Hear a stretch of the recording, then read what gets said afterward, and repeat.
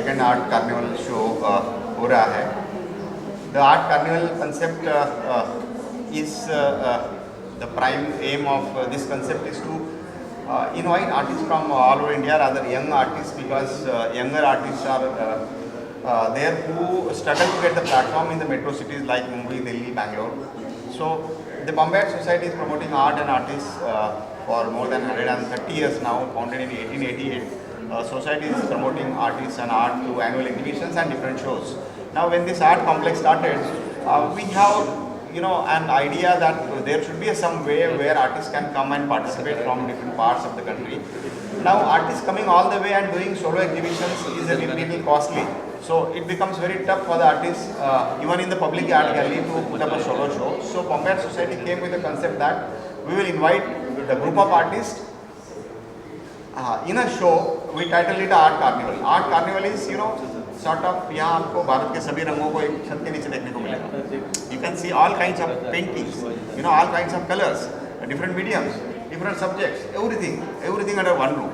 So this is a sort of art carnival, art fair आप इसको कह सकते हैं. और इसमें आर्टिस्ट को अलग अलग सिटी से आके यहाँ पे उनको अपनी कला प्रदर्शित करने के बाद they are reaching to a wider audience in the metro city like Mumbai. और ये आर्ट कार्निवल शो हमारा, this is second art carnival. और next art carnival is from 12 September to 19 September, and then our last carnival next month is from 26 September to 2nd October. So we would like artists to come and be a part of this art carnival from all over India. It is open for everyone irrespective of age and education. Thank you. Sir आपसे जानना चाहेंगे कि इस तरह का प्रदर्शनी कितनी जरूरी है जर्नलिज्म के लिए, कितना उपयोगी होती है और कितना महत्वपूर्ण.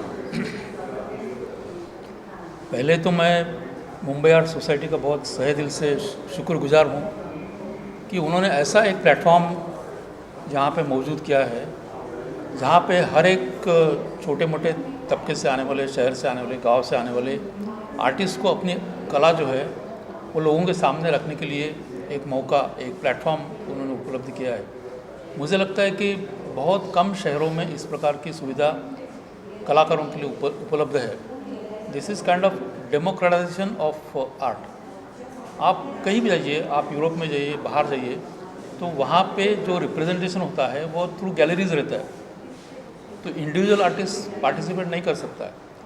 लेकिन बॉम्बे आर्ट सोसाइटी ने जो ये प्लेटफॉर्म पैदा किया है, इस प्लेटफॉर्म पे हर एक इंडिविजुअल आर्टिस्ट भी पार्टिसिपेट कर सकता है. उसके लिए उसको ज़्यादा खर्चा भी नहीं रहता है और ज़्यादा देर रुकने की भी ज़रूरत नहीं है. जैसे कि अगर आप दूसरे जो पब्लिक आर्ट गैलरीज मुंबई में है, वहाँ पे आप देखोगे तो 6-6 साल तक रुकना पड़ता है. तो इसलिए मैं बहुत खुश हूँ और मैं राजेंद्र पाटिल और उनकी पूरी टीम का मैं सब आर्टिस्ट की तरफ से स्वागत भी करता हूँ और शुक्रिया भी अदा करता हूँ. सर आपसे एक चीज़ और जानना चाहिए. जब मैं आपको सुन रहा था तो मैंने सुना कि आप फुल टाइम को एक उम्र के बाद सुनती है. सर वो एक नए जनरेशन के लिए बहुत प्रेरणादायक है. जरा उस बारे में सब बताएंगे, क्या एक ऐसी चीज़ हुई जिस कारण से हमें फुल टाइम ये कला के बाद आकर्षित हुए. देखिए, मैंने कोई ऐसा तय नहीं किया था कि मुझे चित्रकार बनना है या पेंटर बनना है. और ये भी नहीं कि जब से मैं काम तो मैं बहुत पहले से करता था. जैसा कि मैंने कहा कि के.एच. आरा मेरे गुरु जैसे हैं, जिन्होंने मुझे कहा कि आप जो काम, तब तक मैं खाली स्केचेस करता था, वो देख के वो बहुत खुश हो गए. बोले ये फॉर्म्स आपको कहाँ से मिले. तो मैंने कहा मैं तो ये पूरा निसर्ग, जैसा मेरा इगतपुरी गांव है, छोटा गांव है लेकिन वो हिल स्टेशन टाइप का है, बहुत ही सुंदर नज़ारा है, तो उसको पकड़ के मैं काम किया. तो तभी उन्होंने कहा था, लेकिन तब मैं पूरा लिखने के इसमें पूरा व्यस्त था. लेकिन तभी से मैं काम करता था. मैं कम से कम 15 साल में स्केचेस और पेंटिंग अपने घर पे ही करता था. किसी को पता भी नहीं था कि मैं काम कर रहा हूँ करके.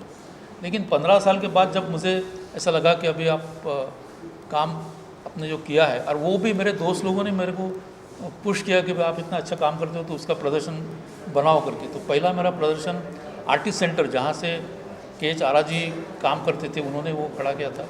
तो वही मेरा पहला शो हुआ. वो सब मेरे दोस्तों ने ही किया था. वो कोई आर्ट वार्ट इन्हें कुछ पता ही नहीं था. तो लेकिन तब से बाद में मैं जब काम शुरू किया, तब मैं इंडिया आर्ट फेस्टिवल जो कि राजेंद्र पाटिल चलाते हैं, तो पहले चैप्टर से अभी 12 साल लगातार मैं वहाँ पे शो में काम करता हूँ। और जैसा मैंने आपको बताया कि मेरे लिए काम करता हूँ मैं क्योंकि मेरा पूरा जीवन तो इसके ऊपर अवलंबित नहीं है, क्योंकि मैं कहीं और काम करके फिर ये शुरू किया, तो मुझे ऐसा लगता था कि इसमें मुझे पूरा फ्रीडम लेके काम करना चाहिए। तो इसलिए मैं पूरा फ्रीडम लेके मुझे जैसा लगता है काम करता हूँ, मैं कोई असाइनमेंट नहीं लेता हूँ। और इस प्रकार से जो मैं काम शुरू किया तो उसकी सराहना भी अच्छी हुई, उसका एप्रिसिएशन भी अच्छा हुआ।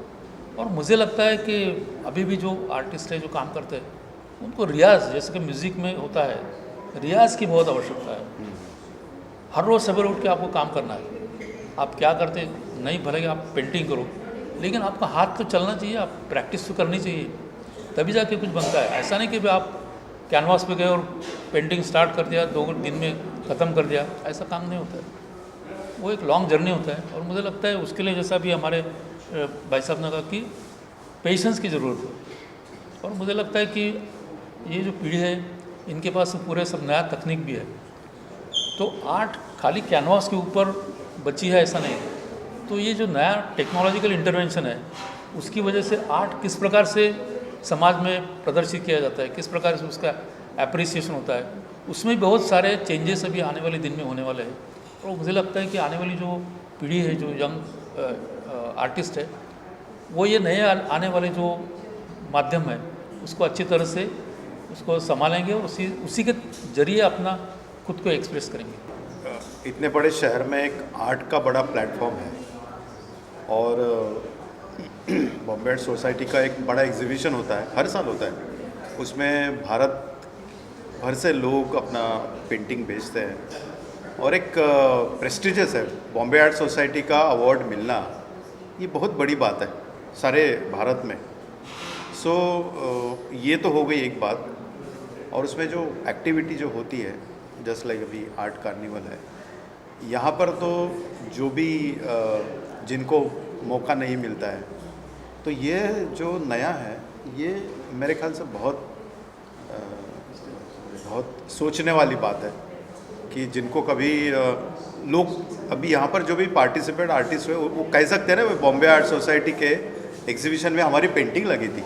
ये ऊर्जा है, तो ये ऊर्जा है, ये व्यासपीठ पर ये जो डायस है यहाँ पर मिली है।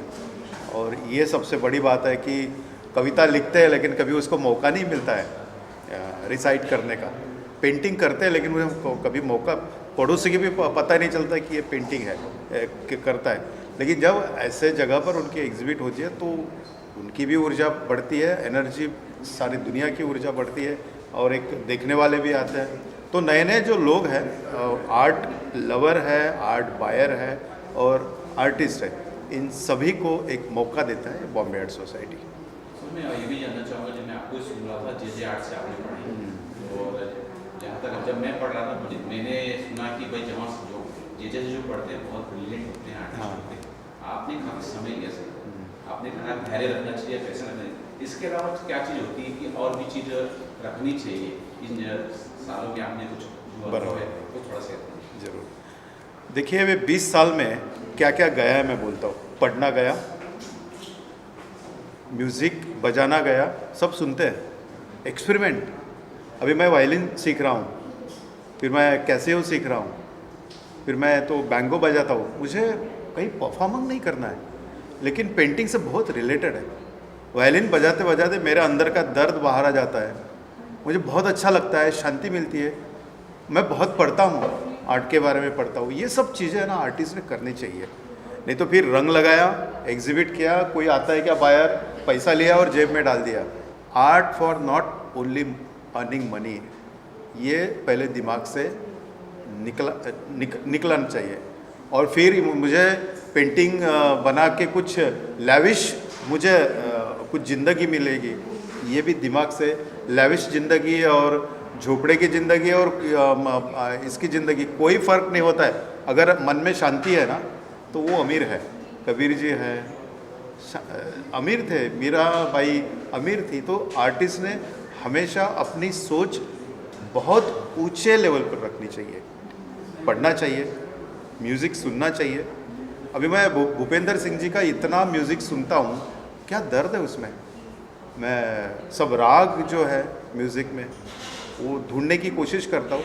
तो कलाकारों ने जो एकेडमिक एजुकेशन है वो करने के बाद भी अपना जो एजुकेशन है, अपनी जो स्कूल है वो कंटिन्यू शुरू रखनी चाहिए। मैं आर्टिस्ट हूँ ठीक है, लेकिन मैं एक स्टूडेंट भी हूँ। ये जो सोच है ना आदमी को बहुत लंबे तक एक लंबे रेस का घोड़ा बनाती है, ऐसा मेरा मानना है। जी सर, आपको जो आर्ट फॉर्म है, जो आर्ट लवर है, इनके लिए कितना महत्वपूर्ण है कि एक्टिव होना सोशल मीडिया में? देखिए ऐसा है कि सोशल मीडिया बहुत इम्पोर्टेंट भी है, बहुत अच्छा भी है, और वैसा देखा जाए तो वहाँ भीड़ भी ज़्यादा है। बट अगर आप सिलेक्टिवली उसको प्रॉपरली यूज़ करेंगे तो social media particularly Facebook, Instagram, ये आर्टिस्ट के लिए एक ऑडियंस बहुत अच्छी क्रिएट करते हैं। और सोशल मीडिया ऐसा प्लेटफॉर्म है जिसमें आपको बहुत कुछ खर्चा भी नहीं करना पड़ता है, और आपको सोशल मीडिया पे बेनिफिट्स ये है कि वहाँ पे जो सिलेक्टिव ऑडियंस है जिसको वो चाहिए वो वहाँ ऑडियंस उठाती है। पर्टिकुलरली आर्ट वहाँ पे आप देखेंगे तो नए नए आर्ट वर्क्स, इवन आज ले लिए आप बड़ी बड़ी आर्ट गैलरीज, बड़े बड़े आर्टिस्ट सब सोशल मीडिया पे प्रेजेंस है। और उनका अभी दिल्ली में आर्टिस्ट हमारे दोस्त है, दिल्ली में है, पुणे में, बॉम्बे में, बैंगलोर में, सब जगह है। वो आर्टिस्ट क्या करते हैं, उन्होंने आज क्या काम किया, वो हम शाम को देख लेते हैं। इतना सोशल मीडिया फास्ट है। तो इस सोशल मीडिया के बेनिफिट्स हैं, कुछ ड्रॉबैक भी होंगे, बट ड्रॉबैक से ज़्यादा फिलहाल तो उसके बेनिफिट्स हैं। तो सोशल मीडिया इज गुड। इस पेंटिंग के बारे में, इस तरह की कौन सी पेंटिंग बोली जाती है, किस तरह की पेंटिंग? ये एक्चुअली एक्स्ट्रा कॉन्सेप्ट पेंटिंग बोली जाती है, जो आपके मन में कुछ फीलिंग वगैरह जो होता है, जो वो कैनवस पे एक्सप्लेन करके की जाती है। जो मन में जो भी तुम्हारी इमेजिनेशन वगैरह होता है, तो उसके लेके आर्ट क्रिएट किया जाता है कैनवस पे। सर आपके बारे में बताइए, आपसे जानना चाहेंगे आप कहाँ से आए हैं? मैं जलगांव से आया हूँ। मैंने आर्किटेक्चर में पढ़ाई की है, यानी आर्ट मेरा पहले से ही बहुत बड़ा ऐसा इम्पोर्टेंट पार्ट रहा है लाइफ में। तो मेरा ही फर्स्ट टाइम ही शो है लाइफ में। फर्स्ट टाइम आप वहाँ से यहाँ Yes. बॉम्बे आर्ट हाँ। सोसाइटी में आए हो? यस, कितनी प्रदर्शनी कितनी लगाई है आपने आज यहाँ? 2 एक और दो रखी है। या थोड़ा सा उस बारे में हम जानना चाहेंगे, आते हैं यहाँ इस बारे में थोड़ा सा एक्सप्लेन कीजिए कि क्या चीज़ है ये चीज़ में। जब आपके पास कोई बात करने के लिए वगैरह नहीं रहता है लाइफ में, तब अपने अंदर जो फीलिंग दबी रहती है वो निकल नहीं पाती उस टाइम। तो जब लाइफ में जब खराब समय आता है, तब अंदर अपना दिल कुछ कह रहा रहता है, जो अपन सुनते नहीं हैं, अंदर की दिमाग की सुनते रहते हैं। जब अंदर सब आँख बंद करके जब हार्ट भी देखते हो, तब आपको दिखाई देता है जैसे ये हार्ट किया हुआ है। जब लाइफ में जब आता है, तब अपनी नसें वगैरह रुक जाती है। तो ये ऐसा इफेक्ट दे रहा है कि तुम्हारा नसें वगैरह ठंडी पड़ गई, जो तुमको कुछ सूझ नहीं रहा है वगैरह। तो उस बारे में ये रिफ्लेक्ट कर रहा है पूरा आर्ट। क्या नाम रखे सर ने और इसकी प्राइस? इसकी 30,000 है। नाम क्या रखे सर? ये प्रेमियर रोटो। नाम अनाया जेठा है, मैं 21 इयर्स की हूँ और ये मेरा पेंटिंग है। ये जानना चाहेंगे कि आपने कौन से स्कूल से पढ़ाई की है और कहाँ से आए हैं? मुंबई है कि अलग स्टेट से आए? मैं मुंबई से ही हूँ और मैंने कहा पढ़ाई नहीं की है, मैं सेल्फ टॉट आर्टिस्ट हूँ और मैं 3 साल से पेंट कर रही हूँ और पेंटिंग्स बेच रही हूँ। तो ये तो बहुत जिज्ञासा हो गया कि आप सेल्फ करें, कैसे सीखा? ये सीखा कहाँ से? बहुत अच्छी मैं पेंटिंग देख रहा हूँ कि और सी लग बनी हुई है, यहाँ लगी हुई है, ये कहाँ से सीखा? ये आपने अपने मन से क्रिएटिव? हाँ बिल्कुल, मुझे इंस्पिरेशन डिफरेंट चीज़ों से आते हैं, तो एक सोर्स नहीं है सीखने का। मैं पढ़ती हूँ डिफरेंट आर्टिकल्स आर्टिस्ट के बारे में और डिफरेंट मीडियम्स के बारे में पढ़ती हूँ, कैसे उनको यूज़ करें। बहुत एक्सपेरिमेंटेशन से ये पीसेस बनाए हैं। आज आपकी कितनी प्रदर्शनी यहाँ लगी हुई है और मैं ये जानना चाहूँगा हाईएस्ट आपकी क्या प्राइस रखी हुई है और कौन सी पेंटिंग है? तो मेरी यहाँ पे 5 पेंटिंग लगी हुई हैं और हाईएस्ट पेंटिंग इन दोनों की है जो 35,000 की है।